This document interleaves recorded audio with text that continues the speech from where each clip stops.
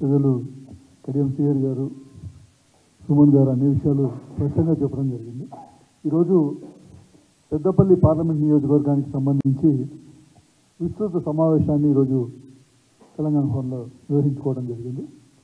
7 నియోజకవర్గాల నుంచి 7 అసెంబ్లీ నియోజకవర్గాల నుంచి దాదాపు 700 మంది ప్రతినిధులు, వివిధ స్థాయిల నాయకులు, పార్టీ కార్యకర్తలు, ముఖ్య నాయకులు అందరూ కూడా ఈ సమావేశానికి రావడం జరిగింది. ఈ సమావేశంలో విస్తృతంగా చర్చించుకోవడం జరిగింది. గతంలో జరిగిన ఎన్నికల విషయంలో కావచ్చు, రేపు జరగబోయే పార్లమెంట్ ఎన్నికల విషయంలో కావచ్చు, వీటన్నిటి విషయంలో పూర్తి స్థాయిలో చర్చించుకోవడం జరిగింది. అనేక మంది నాయకులు అనేక సూచనలు చేయడం జరిగింది. వారి సూచనలన్నింటినీ కూడా పరిగణలోకి తీసుకోవడం జరిగింది. కొంతమంది ఏదైతే రాతపూర్వకంగా కూడా కొంతమంది సూచనలు ఇవ్వడం జరిగింది. దాదాపు 200 మంది పైగా సూచనలు ఇవ్వడం జరిగింది. వాళ్ళలో కొంతమంది ఓపెన్గా అక్కడ మాట్లాడటం జరిగింది, కొంతమంది రిటర్న్గా ఇవ్వడం జరిగింది.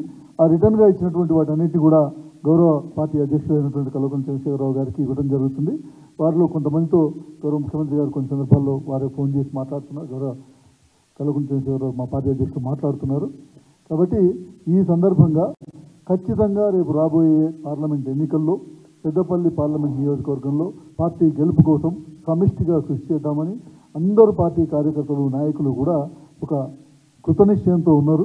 ఖచ్చితంగా రేపు రాబోయే రోజుల్లో పెద్దపల్లి పార్లమెంట్ నియోజకవర్గంపై గులాబీ జెండా ఎగిరేసేందుకు మేము పూర్తి స్థాయిలో కృషి చేస్తామని ఈరోజు నిర్ణయించుకోవడం జరిగింది. దానికి ఒక ప్రణాళిక రచించుకోవడం జరిగింది.